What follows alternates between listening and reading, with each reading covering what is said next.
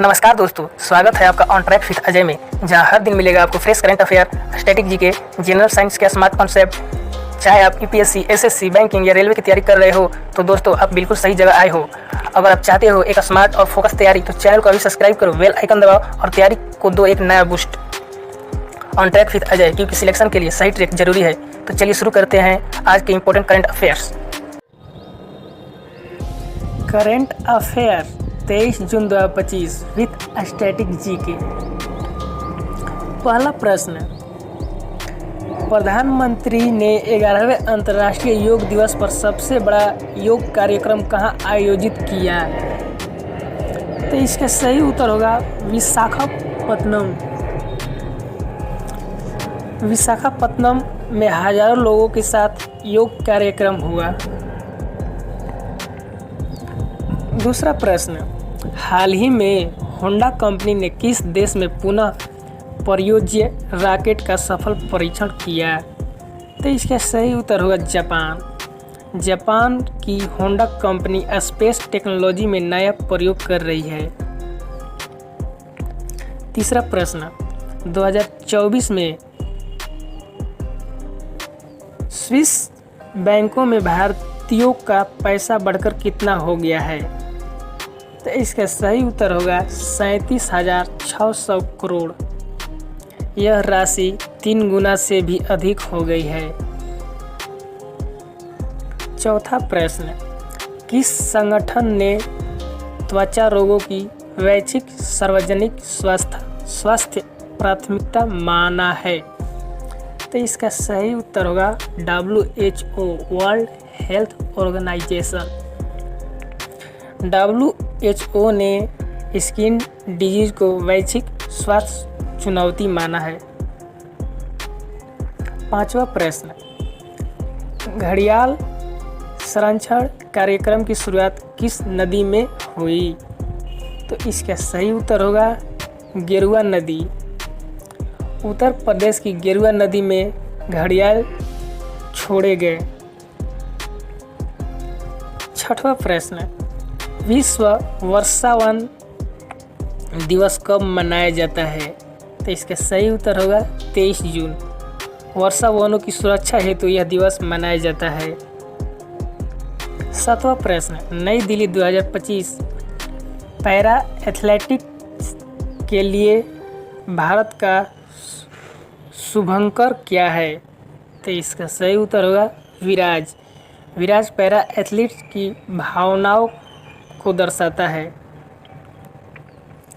आठवां प्रश्न, वर्ष 2025 में इंटरपोल की गवर्नर्स समिति का अध्यक्ष कौन बना? तो इसका सही उत्तर होगा UAE। इंटरपोल में UAE की भूमिका बढ़ी है। नौवां प्रश्न, सेबी ने कितने प्रतिशत से अधिक सरकारी हिस्सेदारी वाले कंपनी को शेयर बाजार से हटने की अनुमति दी? तो इसका सही उत्तर होगा 90%। सरकार की 90% से अधिक हिस्सेदारी वाली कंपनी स्वेच्छा से हट सकती है। 10वां प्रश्न, किस राज्य सरकार ने 3 कैथोलिक समितियों के गठन की घोषणा की? तो इसका सही उत्तर होगा तमिलनाडु। केंद्र राज्य जांचों की समीक्षा हेतु यह कदम उठाया गया। 11वां प्रश्न, हाल ही में बिग कैट अलायंस की पहली महासभा कहाँ हुई? तो इसका सही उत्तर होगा नई दिल्ली। बाघ, शेर जैसे जानवरों की सुरक्षा पर चर्चा हुई। 12वां प्रश्न, PM मोदी ने ऊर्जा सुरक्षा पर G7 सम्मेलन के कौन से संस्करण में भाग लिया? तो इसका उत्तर होगा 53वें G7 समिट में भारत की महत्वपूर्ण भागीदारी रही। 13वां प्रश्न, QS वर्ल्ड यूनिवर्सिटी रैंकिंग 2026 में भारत के कितने संस्थान शामिल है? इसका उत्तर होगा 54। भारत की वैश्विक शिक्षा में बढ़ती भागीदारी है। 14वां प्रश्न, PM मोदी ने किस देश के राष्ट्रपति डॉक्टर मसूद पेजेस्कियन से क्षेत्रीय मुद्दों पर चर्चा की। तो इसका उत्तर होगा ईरान। नई ईरानी सरकार से संबंध मजबूत करने पर चर्चा हुई। 15वां प्रश्न, ग्लोबल लिविबिलिटी इंडेक्स 2025 के अनुसार सबसे रहने योग्य शहर कौन सा है? तो इसका सही उत्तर होगा कोपेनहेगन। डेनमार्क का यह शहर स्वच्छता, सुविधा और वातावरण में अव्वल है। स्टैटिक जीके एमसीक्यू 16वां प्रश्न, निम्नलिखित में से कौन भारतीय संविधान की विशेषता नहीं है? तो इसका सही उत्तर होगा राष्ट्रपति प्रणाली। भारत में राष्ट्रपति प्रणाली नहीं, संसदीय प्रणाली लागू है। प्रश्न, धातु कार्बोनेट और अम्ल की प्रतिक्रिया से कौन सी गैस निकलती है? तो इसका सही उत्तर होगा कार्बन डाइऑक्साइड।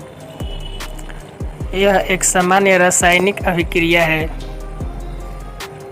18वां प्रश्न, गुर्दे की कार्यात्मक इकाई क्या है? किडनी की। तो इसका सही उत्तर होगा नेफ्रॉन। नेफ्रॉन रक्त को छानने का कार्य करता है। 19वां प्रश्न, ओजोन परत वायुमंडल की किस परत में पाई जाती है? तो इसका सही उत्तर होगा